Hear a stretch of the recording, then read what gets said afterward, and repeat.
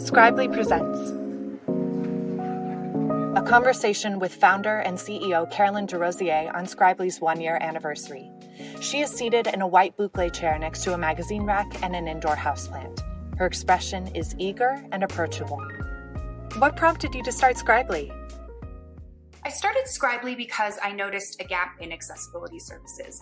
The web is such a visual space with so many digital images and videos across websites, digital products, social media, and most of those are not actually accessible to people with disabilities.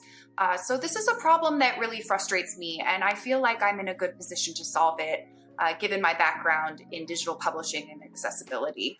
So I feel like this year we really need to break down these barriers on the web for good, and I want Scribely to be a part of that solution. What are you most hopeful for? And what does Scribely have up its sleeves for 2021?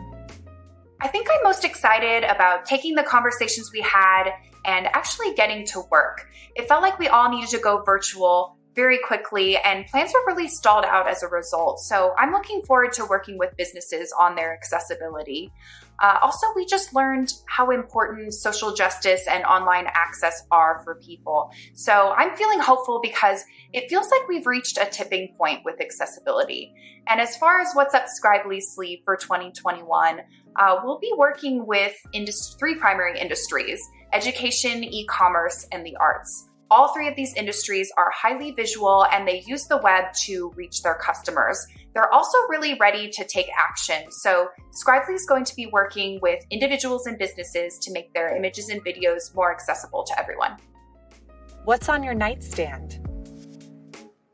My headphones, actually. I've been listening to more audiobooks these days. I feel like listening is really a skill that we could all practice on a daily basis. And I love the way that you can really visualize a story when you listen to an audiobook rather than concentrating on the words on the page. So right now I'm listening to The Impossible Climb by Mark Sinnott.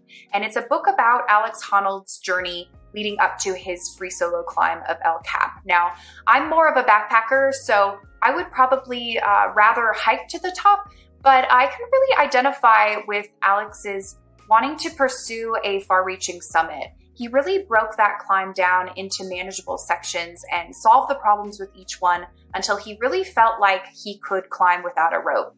And I think it's interesting that people look at this as an extraordinary risk and an impossible climb, but for Alex, it really was, it wasn't, and he made it all possible. And I think that's really cool. What advice would you give to companies looking to follow through with their diversity and inclusion goals this year? Any change in our society requires courage, foresight, and determination. These are really the driving forces that help us get started and keep going. People are looking to businesses to recognize diversity and also build a more inclusive future. We have all of the tools and the resources we need to make the web more inclusive to everybody in the 2020s. This decade holds such promise for inclusivity, so I'm looking forward to finding out what your future plans are with accessibility.